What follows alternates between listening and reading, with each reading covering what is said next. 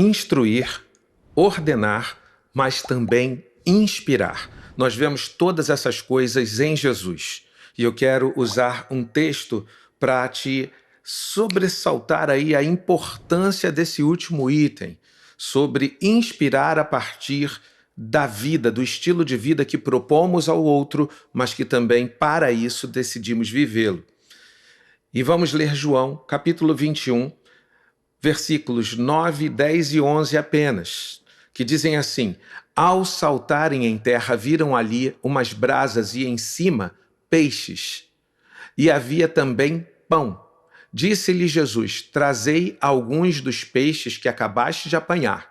Simão Pedro entrou no barco e arrastou a rede para a terra, cheia de 153 grandes peixes, e não obstante serem tantos, a rede não se rompeu. Eu não quero destacar o milagre, embora milagres foram também ferramentas que Jesus utilizou com o fim do sucesso da sua missão. E nós podemos também viver milagres em nossa vida e podemos orar e Deus pode trazer milagres a outras vidas, como aconteceu naquele momento. É o episódio da segunda pesca maravilhosa. Mas Jesus estava ali com um fim. Ele queria despertar novamente o ardor missionário no coração de pelo menos 7 dos seus futuros apóstolos que estavam ali e que tinham se desviado da missão. Eles decidiram ir pescar. Com tanta coisa para fazer, com tanta gente para consolar por conta da ausência momentânea de Jesus, Pedro deu uma grande ideia: vamos voltar a pescar. Isso acontece na nossa vida espiritual o tempo todo. De vez em quando a gente abandona a missão e volta a fazer aquilo que fazíamos antes. E isso não é o que deve acontecer. Precisamos lutar contra isso em nós. Mas Jesus está ali para essa reconvocação. E ele prepara o ambiente.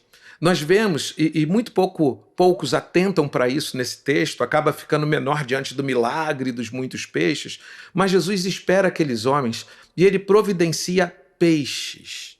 E não significa necessariamente que ele tenha feito um milagre.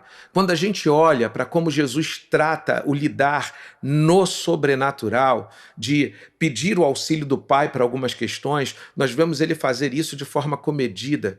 E isso até para que nós entendêssemos que praticamente toda a sua vida aqui, nós podemos reproduzi-la, porque ele viveu como um de nós. Então eu acredito que ele não se dispôs o milagre.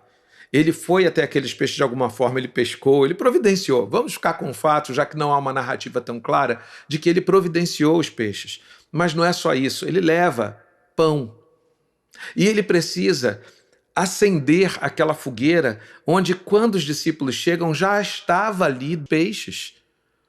Jesus promove a pesca maravilhosa, mas ele já tinha providenciado, por meios próprios, com o que alimentar os seus, e não só isso, promover um bom ambiente para que eles pudessem ser reavivados quanto à missão.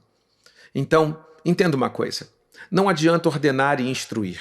Nós precisamos ser inspiradores, precisamos viver em nossa vida aquilo que nós propomos aos outros.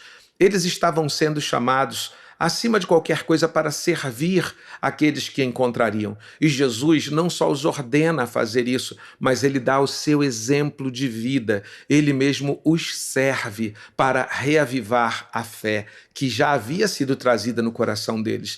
E como os discípulos, então, animariam a fé em outros corações? Seguindo o exemplo do Mestre, servindo-os, trabalhando em função deles. Isso é tremendo. Nós precisamos retomar essas ações em nossa vida se a perdemos em algum momento. Você tem servido pessoas ou você simplesmente tem se acomodado a uma vida de liturgias, de rotinas religiosas? É preciso se despertar para servir.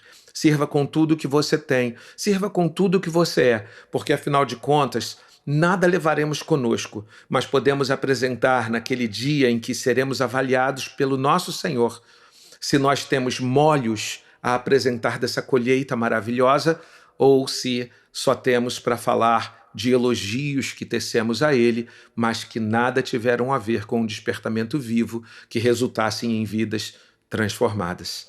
Que Deus te abençoe, que essa palavra tenha sido inspiradora, edificante para você.